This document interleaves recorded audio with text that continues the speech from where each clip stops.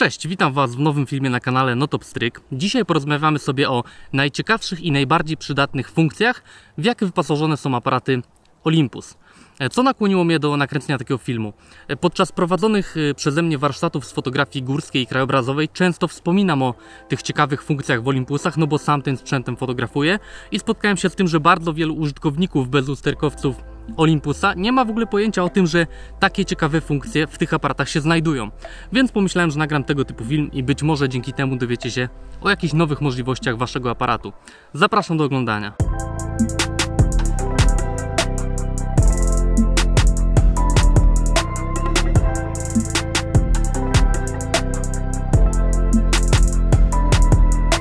Pierwszą funkcją, o której chciałbym Wam dzisiaj opowiedzieć, jest funkcja Lifetime i Live Bulb.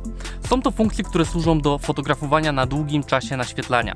Jak normalnie wygląda takie fotografowanie? Idziemy na miejsce, na przykład w nocy i musimy ustawić jakiś czas naświetlania, ale nie wiemy dokładnie, jaki to czas ma być, więc ustawiamy na przykład 2 minuty, potem 3 minuty, potem 4 minuty i robimy ileś tam różnych zdjęć, żeby trafić w tą odpowiednio dobrą i dobrze naświetloną klatkę. To wszystko oczywiście trwa, często jest zimno, jak na przykład ja fotografuję w górach, są trudne warunki i muszę tracić ten czas, żeby zrobić ileś różnych ekspozycji, no i trafić w tą jedną odpowiednią. A ta funkcja umożliwia podgląd na żywo podczas fotografowania, czyli jeśli naświetlam na przykład 2 minuty, to widzę na ekranie, jak zdjęcie powstaje. Mogę sobie ustawić, co ile sekund ma mi się ten obraz na ekranie odświeżyć i na przykład co 2 sekundy będę widział, jak dane zdjęcie wygląda. Więc po prostu patrzę się na ekran, ustawiam sobie aparat na nieograniczony czas naświetlania, wciskam spust migawki, patrzę się na ekran, widzę, jak zdjęcie powstaje i kiedy uznam, że jest już one dobrze naświetlone, to klikam przycisk i kończę naświetlanie. I w ten sposób robię tak naprawdę jedno zdjęcie, które mam pewność, że jest dobrze naświetlone, a nie muszę spędzać ileś tam czasu na robieniu kilku prób. Zanim powiem Wam, jak ustawić aparat do tej funkcji, no to najpierw jak w ogóle ją znaleźć. Wiele osób nie zdaje sobie sprawy z tej funkcji w Olympusie, dlatego że w starszych modelach, żeby się do niej dostać, trzeba było zejść na bardzo długi czas naświetlania. Kiedy zeszliśmy powyżej 60 sekund, mieliśmy standardowy tryb bulb i dopiero dalej mieliśmy funkcję Lifetime i Live Composite Light, czyli była ona po prostu ukryta w czasie naświetlania. W nowszych aparatach jest to dużo wygodniej rozwiązane, bo w profesjonalnych korpusach mamy na pokrętle specjalny tryb B, gdzie są te wszystkie funkcje do fotografowania na długim czasie naświetlania, a w tych bardziej amatorskich modelach mamy tryb AP, w którym również te funkcje są ukryte. Więc jeśli ktoś ma już nowszy korpus, to raczej na tą funkcję powinien trafić. Jeśli już chcemy fotografować w trybie Lifetime, po pierwsze musimy wybrać czas odświeżania tego obrazu na ekranie. Możemy wybrać od pół sekundy do 60 sekund, czyli co jaki czas zobaczymy to powstające zdjęcie na ekranie. Z tą funkcją możemy fotografować tylko do ISO 1600 i też zależnie jaką czułość wybierzemy, to tyle razy będziemy mogli ten ekran odświeżyć. Przy niskich czułościach, na przykład ISO 200, będziemy mogli zdjęcie odświeżyć 24 razy, ale już przy ISO 1600 tylko 9 razy, więc im niższa czułość, tym więcej razy będziemy mogli zobaczyć to powstające zdjęcie na ekranie. Kiedy ten czas minie, no to dalej zdjęcie może się naświetlać, ale już po prostu nie zobaczymy dalej tych efektów.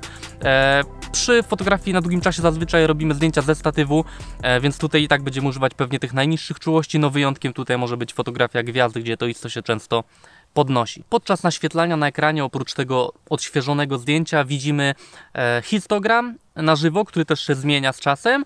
Widzimy czas, ile już trwa to naświetlanie oraz widzimy, ile klatek nam jeszcze zostało do wyświetlenia.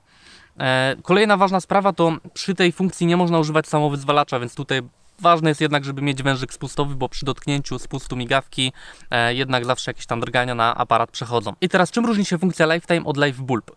Generalnie różni się tylko tym, że przy Live Bulb cały czas musimy trzymać wciśnięty spust migawki i dopóki go trzymamy, zdjęcie jest naświetlane, a przy Lifetime raz wciskamy spust migawki, zdjęcie się naświetla i przy kolejnym naciśnięciu kończymy naświetlanie. To jest jedyna różnica, poza tym te funkcje działają tak samo, wszystkie te interwały, to wszystko jest dokładnie takie same.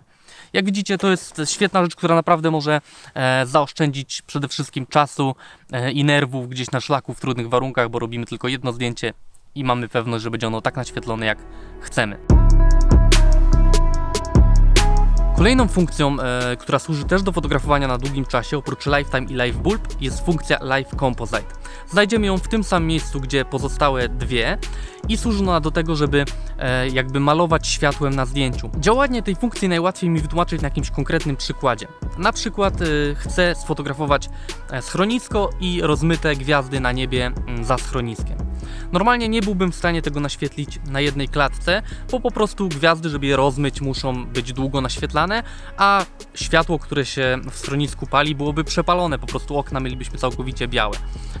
No to nie jestem w stanie tego naświetlić na jednej klatce, a ta funkcja mi to umożliwi, bo ona zapamiętuje, gdzie było już raz naświetlone zdjęcie i potem dorysuje tylko nowe światło, które się na tym zdjęciu pojawi. Czyli jeśli aparat na jednej klatce już zarejestrował, że po prostu w oknach w schronisku jest światło, to on już nie będzie tych okien dalej przepalał, ale gwiazdy idące po niebie zinterpretuje jako nowe światło i je nam pięknie dorysuje.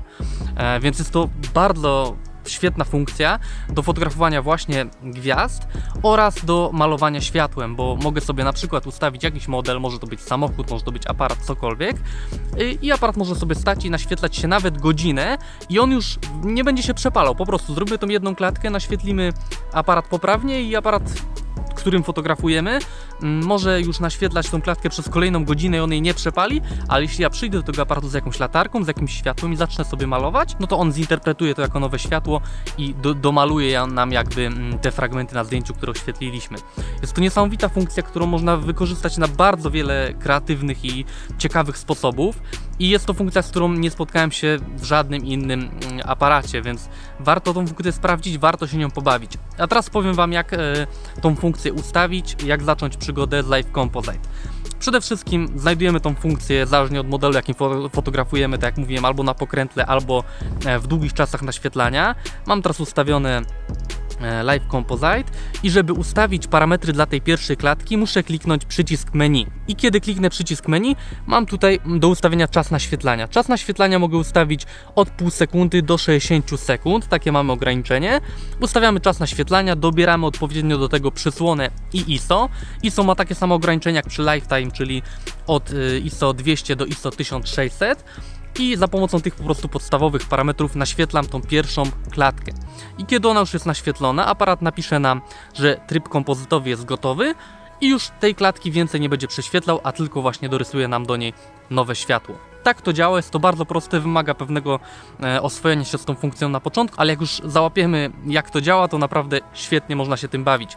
Kiedyś trzeba było spędzać godziny czasu na łączeniu wielu na przykład zdjęć gwiazd w jeden taki okrąg idący po niebie, a teraz możemy sobie ustawić aparat, ustawić mu Live Composite, iść na piwo na pół godziny do schroniska, wrócić i zdjęcie mamy gotowe. Więc jest to naprawdę świetna funkcja. Tak samo jak w funkcji Lifetime nie możemy tu skorzystać z samowyzwalacza, więc warto zaopatrzyć się w wężyk spustowy. Co bardzo ważne, w tych wszystkich funkcjach Lifetime, Live Composite, Live Bulb otrzymujemy normalny plik RAW. Jest to normalne zdjęcie, które możemy wysłać na konkurs, z którym możemy zrobić wszystko jak ze zwykłym zdjęciem. Kolejna ważna sprawa, te funkcje są we wszystkich bezusterkowcach Olympusa, czyli nieważne czy kupimy najtańszego pena za 1500 zł, czy kupimy najnowszą M1, wszystkie te funkcje znajdziemy w naszym aparacie. Trzecią bardzo przydatną funkcją, o której chciałem Wam dzisiaj opowiedzieć, jest funkcja Hi-Res. Jest to funkcja, którą znajdziemy w tej samej zakładce, gdzie zdjęcia seryjne w Olympusach, w menu podręcznym bądź w menu głównym i służy ona do uzyskiwania zdjęć o bardzo wysokiej rozdzielczości. W jaki sposób to działa? Aparaty Olympusa są wyposażone w stabilizację matrycy, więc ktoś wpadł na pomysł, że za pomocą tej stabilizacji można jeden piksel delikatnie przesunąć i naświetlać go kilkukrotnie.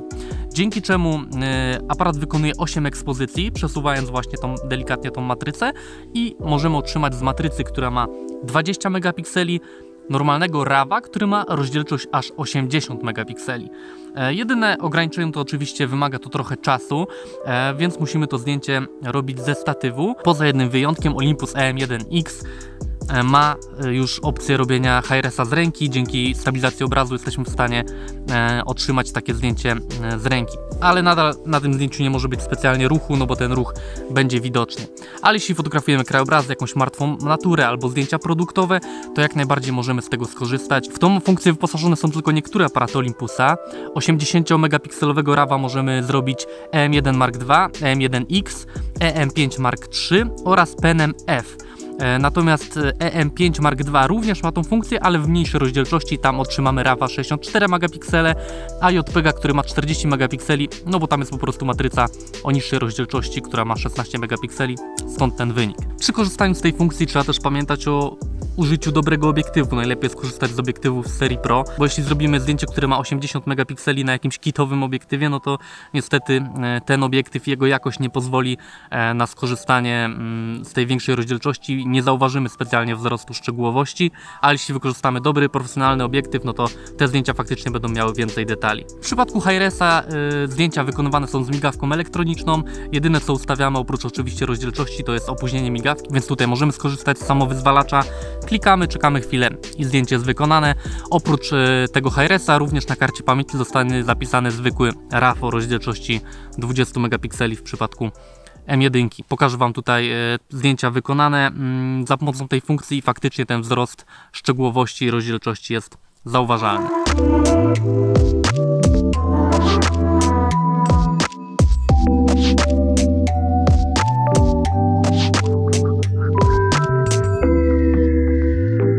Czwartą funkcją, na którą chciałem Wam zwrócić uwagę, jest funkcja Pro Capture.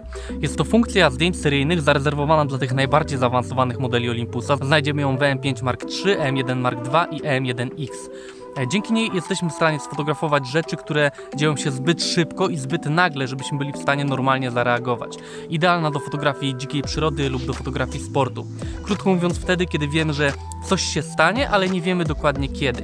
Normalnie musielibyśmy albo liczyć na łód szczęścia i próbować trafić w ten moment, ale jest to szalenie trudne, bo zazwyczaj nasz czas reakcji jest po prostu zbyt wolny. Zanim my coś zauważymy, zanim my wciśniemy spust migawki, zanim aparat zrobi zdjęcie, no uchwycenie tego momentu jest bardzo trudne. Z drugiej strony moglibyśmy robić zdjęcia seryjne, ale jeśli ten czas oczekiwania jest bardzo długi, na przykład czekamy aż wyleci ptak z gniazda i nie wiemy kiedy to się stanie, możemy próbować robić zdjęcia seryjne, ale albo zapełni nam się bufor, albo zapełni nam się w końcu karta pamięci, jeśli nawet załóżmy w JPEG-ach nasz aparat nie ma ograniczenia, możemy robić zdjęcia do zapchania karty pamięci, no to w końcu ta karta się skończy, a czasami to oczekiwanie może trwać nawet godzinę albo i dłużej. Więc jak sobie z tym wszystkim poradzić? Otóż funkcja Pro Capture działa w taki sposób, że klikając przycisk migawki do połowy, aparat zaczyna robić zdjęcia seryjne z bardzo szybką prędkością, z migawką elektroniczną, czyli nie słyszymy w ogóle, że aparat robi zdjęcia, ale on cały czas fotografuje z migawką elektroniczną i zapisuje zdjęcia w buforze, ale nie zapisuje ich na karcie. I robi zdjęcia oraz skasuje je od tyłu, czyli cały czas fotografuje. Jeśli już się zapcha bufor, no to zaczyna kasować zdjęcia od tyłu, robi kolejne, więc te zdjęcia cały czas są robione i zapisywane w buforze. I w momencie, kiedy dociśniemy spust migawki do końca, to aparat zapisze nam kilkanaście bądź kilkadziesiąt zdjęć wstecz przed wciśnięciem spustu migawki i jeszcze ileś zdjęć po wciśnięciu spustu migawki. Dzięki czemu nawet jeśli spóźnimy się sekundę lub nawet 2 sekundy po jakimś ważnym zdarzeniu, to i tak mamy to zdjęcie na naszej karcie pamięci, bo mamy ileś tam tych zdjęć wstecz zapisanych. Więc to jest cudowna sprawa, bo możemy sobie czekać.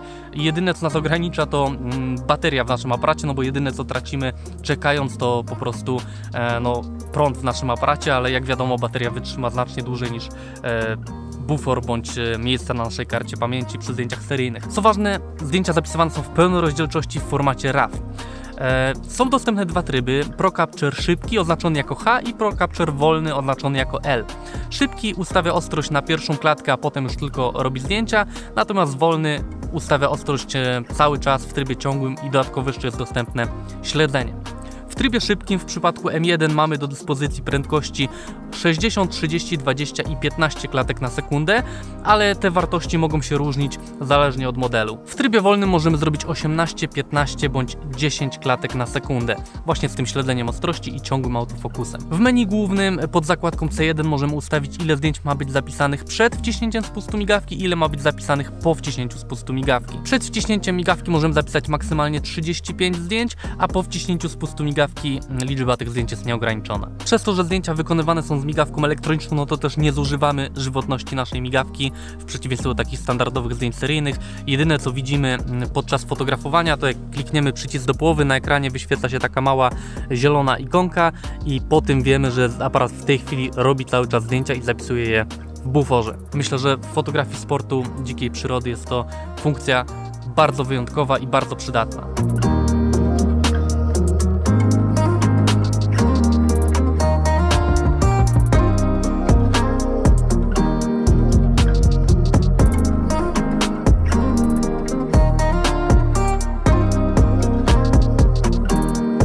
Ostatnie dwie funkcje nie są już tak wyjątkowe jak pozostałe, które Wam dzisiaj pokazałem, ale też chciałem zwrócić na nie uwagę, bo są bardzo przydatne i fajnie rozwiązane w aparatach Olympusa. Po pierwsze, tryb do robienia timelapsów. Znajdziemy go tam, gdzie zdjęcia seryjne, w menu głównym i mamy tutaj kilka podstawowych ustawień. Po pierwsze, możemy ustawić, ile klatek aparat ma wykonać. Po drugie, możemy ustawić opóźnienie, czyli kiedy aparat ma zacząć robić zdjęcia. Na przykład możemy ustawić, żeby dopiero za godzinę od wciśnięcia spustu migawki aparat zaczął fotografować. Oczywiście ustawiamy sobie interwał, co ile aparat ma wykonywać jedno zdjęcie i możemy też ustawić, żeby aparat sam z takiego timelapsa zmontował nam już film. Film może być w rozdzielczości HD, Full HD bądź 4K. W przypadku 4K częstotliwość jest 5 klatek na sekundę, Full HD możemy mieć od 5 do 15 klatek na sekundę. Co jest bardzo fajne, to kiedy wprowadzimy już tutaj te wszystkie ustawienia, to na samym dole mamy napisane dokładnie, o której godzinie aparat zacznie fotografować, o której skończy fotografować i jaką długość będzie miał film złożony z tych zdjęć. Oczywiście te wszystkie zdjęcia możemy też mieć zapisane jako pojedyncze pliki na naszej karcie pamięci. Bardzo wygodne, szybkie i myślę, że robienie timelapsów z tym ustawieniem będzie po prostu przyjemnością. Na pewno też wykonam jakiegoś timelapsa i Wam go tutaj pokażę.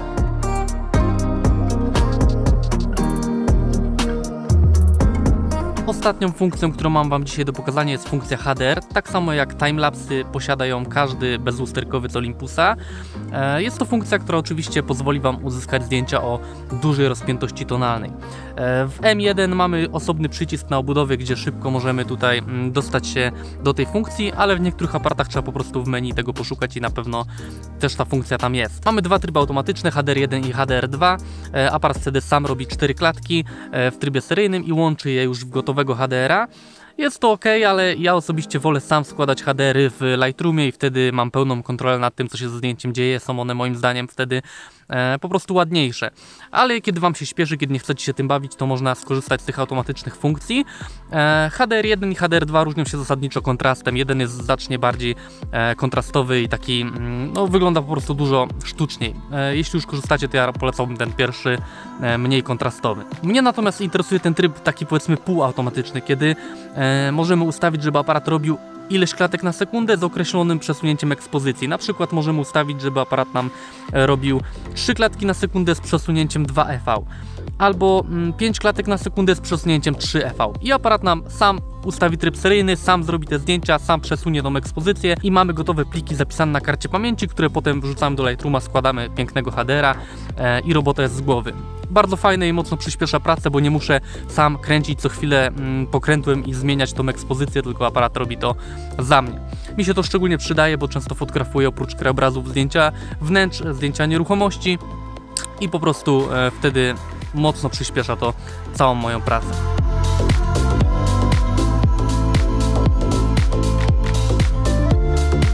To już wszystkie funkcje specjalne w Olympusie, które chciałem Wam pokazać. Oczywiście nie są to wszystkie funkcje, w jakie wyposażone są te aparaty, ale te wydają mi się najbardziej przydatne, a niektóre takie jak Hi-Res, Pro Capture czy Live Composite wręcz wyjątkowe i ciężko je znaleźć u innych producentów, a faktycznie potrafią przyspieszyć i ułatwić naszą pracę. Bez niektórych tych funkcji wykonanie niektórych zdjęć byłoby bardzo trudne albo wręcz niemożliwe, dlatego polecam sprawdzić, jeśli macie bezlusterkowca Olympusa, skorzystajcie z nich, pobawcie się nimi, a zobaczycie, że faktycznie mogą Wam się one przydać. Jeśli Wam się podobało, to oczywiście zostawcie łapkę w górę, dajcie subskrypcję i widzimy się w kolejnych filmach. Do zobaczenia, cześć!